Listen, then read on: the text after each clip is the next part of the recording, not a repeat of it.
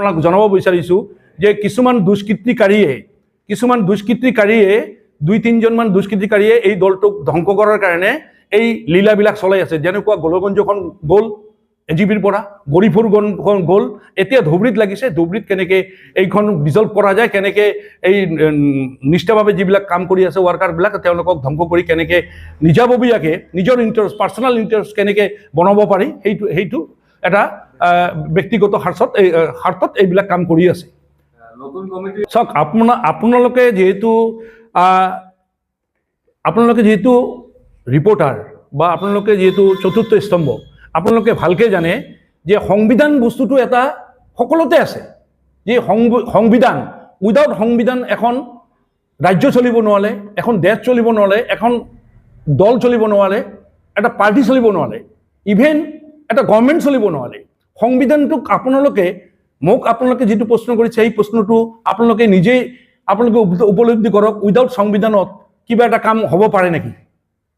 কোনোবা ব্যক্তিয়ে যদি এতিয়া চাওক, যিখন কমিটিয়ে আপোনালোকে পাইছে বা যোৱাকালি তেওঁলোকে যিহেতু কেইজনমান ব্যক্তিয়ে তেওঁলোকে যিহেতু শপত গ্ৰহণ কৰিলে গম পালোঁ। কোনে শপত গ্ৰহণ কৰিছে আমি জানো যে শপত গ্ৰহণৰ যেতিয়া মই প্ৰশ্ন কৰিছিলোঁ মই বাই টেলিফোনত যে শপত গ্ৰহণ কৰাৰ কাৰণে কাক অৰ্ডাৰ দিলে, অৰ্ডাৰটো কাক দিলে, তেতিয়া তেওঁলোকে একো ক'ব নোৱাৰে। কিন্তু যিজন আমাৰ ইয়াৰ all Assam vice president Amal Kumar Saha দেৱক, ইয়াৰ আগত সভাপতি আছিল, তেওঁ জিলাৰ সভাপতি আছিল, তেওঁক ইয়াৰ পৰা হতুৱাই নিজৰ স্বাৰ্থত তেওঁ প্ৰেচিডেণ্ট এজন হৈ তেওঁক দি শপত গ্ৰহণ কৰালে। তেওঁকো আমি অৱগত কৰাইছিলোঁ যে এইখন কমিটি বহল থকা স্বত্তেও আৰু এখন কমিটি কেনেকৈ আহিল এইটো আপুনি বিচাৰ কৰক। তেওঁ ক'লে মই চেণ্ট্ৰেল কমিটিৰ সভাপতিৰ লগত আলোচনা কৰি আপোনালোকক জনাম। তেওঁ ষ্টিল টুডে তেওঁ আমাক জনোৱা নাই। হয়তো তেওঁৰ পাৰ্চনেল কিবা ইণ্টাৰেষ্ট থাকিব পাৰে, এইটো নাজানো। লগতে আমাৰ কেন্দ্ৰীয় সমিতিৰ ছানাউৰ হুছেইন ডাঙৰীয়া, তেওঁক আমাৰ অৰ্গেনাইজ ছেক্ৰেটাৰী অল আছাম, তেওঁকো আমি অৱগত কৰাইছোঁ বাই লেটাৰত আমি জনাইছোঁ। তেওঁলোকে কোনো ধৰণৰ আমাক আজিলৈকে অৱগত কৰা নাই। এতিয়া চাওক, আমি আপোনালোকক পেপাৰবিলাক আমি আজি দিম। আপোনালোকে চাওক যে আমাৰ কাৰ্যকাল কেতিয়া আমাৰ ইয়াত অধিৱেশন হৈছিল। এই অধিৱেশনৰ মাধ্যমত মানে সংবিধান অনুযায়ী যিবিলাক হৈছিল, অবজাৰ্ভাৰ আছিল আমাৰ, এই অবজাৰ্ভাৰসকলে তেওঁলোকে চহী কৰিছে। কমিটিখন আমাৰ যেতিয়া হৈছিল 2024 যিখন কমিটি হৈছিল, সেই কমিটিত অবজাৰ্ভাৰে চহী কৰি আমাক এই কমিটি দিয়াৰ পিছত তাৰপিছত আমি শপত গ্ৰহণ কৰিছিলোঁ। কিন্তু দেখা গ'ল যে পৰৱৰ্তী যদি কোনোবা আৰু এখন যদি কমিটি ফলছ চহী কৰি লৈ আহে, যিজন স্বয়ং সভাপতি, কেন্দ্ৰীয় সভাপতি মোৰ ছেক্ৰেটাৰীৰ মোৰ লগত গৈছিল, তেওঁ মোক ক'লে যে মই নিজে নাজানো। সভাপতি নিজে কৈছে যে এই কমিটিখন কেনেকৈ হ'ল মই নিজে নাজানো। তেনেহ'লে কোনটো আপুনি সঁচা ভাবিব এইটো চাওক। আৰু যদি আজি বা কালি এনেকৈ যদি এখন আকৌ ফলছ কমিটি কোনোবা লৈ যায়, হয়তো এনেকৈ ফলছ কমিটি কাৰ পৰা চহী কৰি লৈ আহি আকৌ তেওঁলোকে শপত গ্ৰহণ কৰিব, কোনটো এতিয়া আপোনালোকে ধৰি ল'ব? এক্সিষ্টিং কমিটিটো তেওঁ বহল আছে যিটো এই কমিটিক আপোনালোকে সঁচা ভাবি ল'ব, না আৰু এনেকৈ 3-4খন যেনেকৈ তাতে এখন নাটকৰ নিচিনা যিখন কৰিছিল যোৱাকালি নাটকৰ নিচিনা কৰিছিল, এই নাটকটো আকৌ যদি তেনেকুৱা পৰিচালিত হয় তেনে সেইটো মানি ল'ব। সেইটো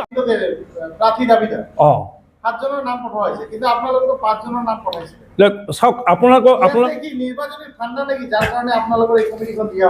এতিয়া মই উপলব্ধি কৰিব পাৰিছোঁ। কালি তেখেতৰ বাইক এখন পালোঁ, সেই বাইকটোত মইতো আশ্চৰ্য হৈ গৈছোঁ। এইখন আমাৰ কমিটি আৰু আপোনাৰ এইখন আমাৰ লিষ্ট। চাওক, যোৱা আমি কেই তাৰিখ আছিল? 3 তাৰিখ আছিল। 3 তাৰিখত আমি সিদ্ধান্ত লৈছিলোঁ, হাউজে এটা সিদ্ধান্ত লৈছে আমাৰ দলৰ পৰা কোন কেণ্ডিডেট হ'ব। আমি হাউজে এটা সিদ্ধান্ত লৈছিলোঁ, তাৰ পৰা নামবিলাক আহিছিল। আমি পাঁচজন চিলেকশ্যন কেন্দ্ৰীয় কমিটিক আমি এই কমিটি পঠাইছিলোঁ। ইভেন আমাৰ ভূপেন ৰায় ডাঙৰীয়াক হাতত আমি দিছোঁ, অল আছাম জেনেৰেল ছেক্ৰেটাৰী, তেওঁক আমি 5জনৰ নাম দিছোঁ। 1 নম্বৰৰ নাম আছে ছানৱাৰ হুছেইন, 2 নম্বৰ হ'ল কমলুদ্দিন শ্বেখ, 3 নম্বৰ দীপনাৰায়ণ কলিতা, 4 নম্বৰ নুৰ শিবলি, 5 নম্বৰ মুন আহমেদ। এই 5জনৰ নাম আমি এই 5জনৰ নাম পঠুৱাইছোঁ যে তেওঁলোকে আমাৰ ইয়াত যি সিদ্ধান্ত হৈছে তেওঁলোকে আমাৰ ইয়াত এপ্লিকেশ্যন কৰিছিল। সেই এপ্লিকেশ্যন অনুযায়ী আমি 5জনৰ নাম পঠাইছোঁ। মই নাজানো যে 7 জনৰ নাম কেনেকৈ আহিল, সেই ভিত্তিটো আমি বুজিব পৰা নাই আজি পৰ্যন্ত।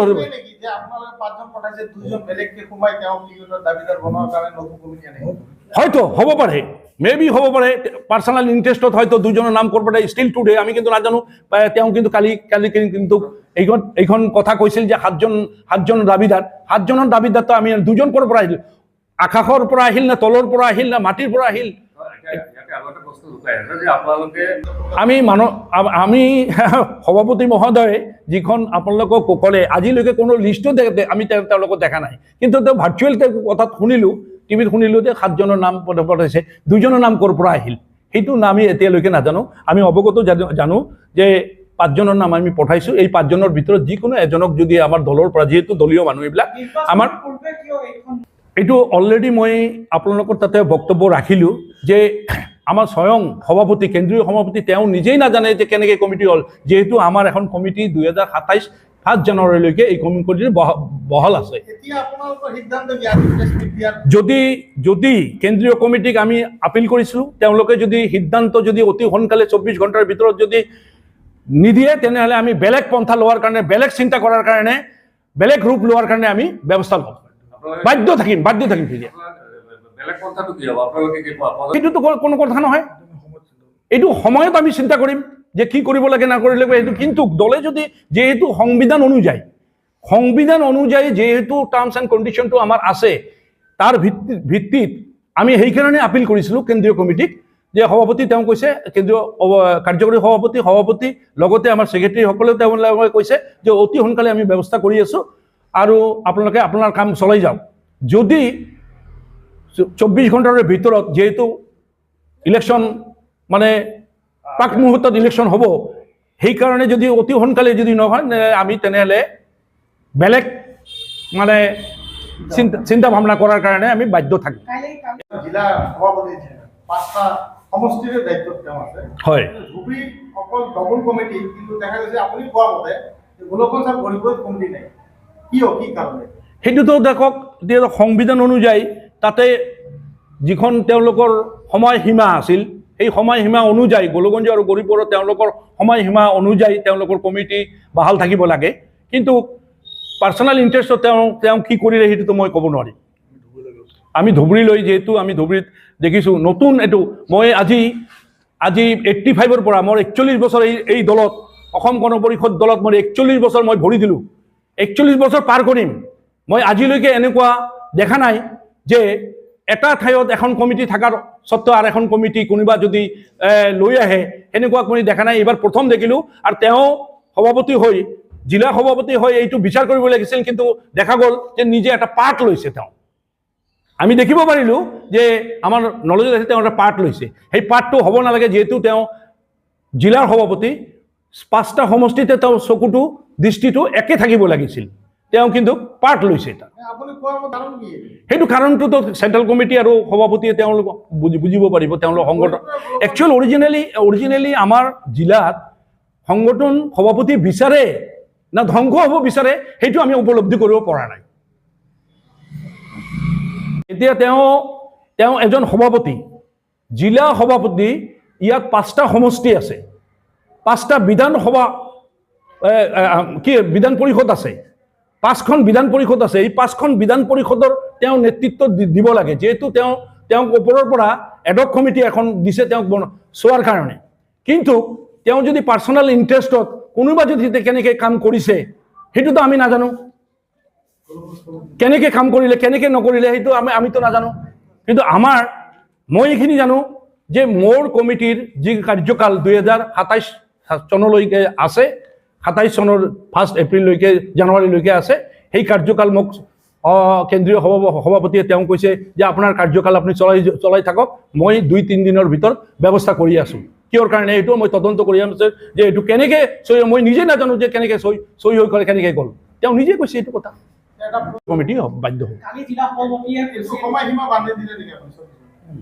না সময়সীমা মানে আমি এটা আইডিয়া কৰোঁ, অহাকালিৰ পৰা আমি ভাবিছোঁ, অহাকালি উইদিন শ্বৰ্ট টাইমৰ ভিতৰত আমাক ডিচিশ্যন দিব লাগে। কালি জিলা সভাপতিয়ে কৈছিল যে কেন্দ্ৰীয় কমিটিৰ যি ইচ্ছা তাকে এতিয়া কোনোবা ব্যক্তিয়ে পাৰ্চনেল কিবা যদি কয় মোৰ পাৰ্চনেল সম্পত্তি নহয়, এজিপিখন মোৰ পাৰ্চনেল সম্পত্তি নহয়, এইটো এটা সংবিধান আছে।